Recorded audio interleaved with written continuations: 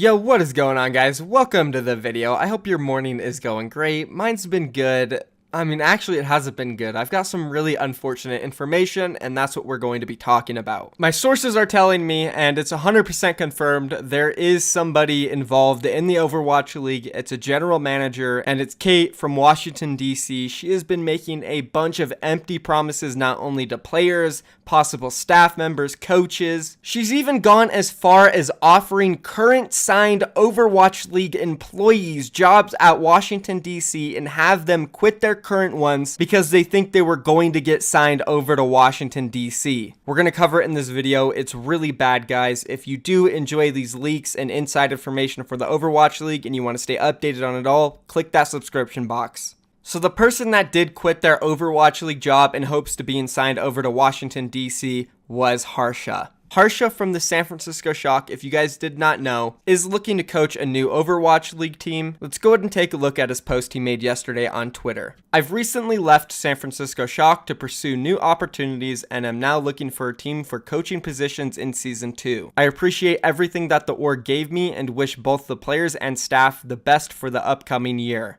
They are family, and I hope we always remain close. And before we get any further into this video, guys, I want you to all go to the link down below in the description. It is of this LFT post. Go retweet it. Go leave a nice comment to Harsha because he really did get screwed over. And now I'm not trying to paint a terrible image for anyone and trying to put a bunch of blame, but Kate did promise a job to Harsha for Washington, D.C. It was a coaching assistant's job, and Harsha was told if he were to quit his job at San Francisco Shock, he would be coming over to Washington, D.C. as an assistant coach. And of course, after Harsha quit his job, Kate retracted the offer from him, did not give Harsha a specified reason for not giving him the job anymore, and practically cut him off. And that leaves Harsha looking for a team in the Overwatch League, in Academy, anywhere. Just he wants a job, he needs a job. This was his livelihood, and now it's pretty much gone. So please, guys, go show him some support. And if you guys think this is bad, well, it's definitely bad, but it gets worse because Kate has been doing this all off season long. She's been offering players spots on her team, spots on her academy team, staff positions, and well, it turns out they have all been empty promises and she has not been able to hold up on any of them. Let's talk a little bit about last night's Leftovers, a North American contenders team that Kate was managing prior to being picked up for Washington, D.C. as the general manager. They were the first ever team to come through open division and make it to the playoffs in contenders over all the academy teams. They had a pretty good success story, and with most of their coaching staff being picked up by Atlanta and other organizations in the Overwatch League, this left the players without a staff and Kate joining Washington, D.C. And when she joined D.C., she made a bunch of promises to these players, telling them 100%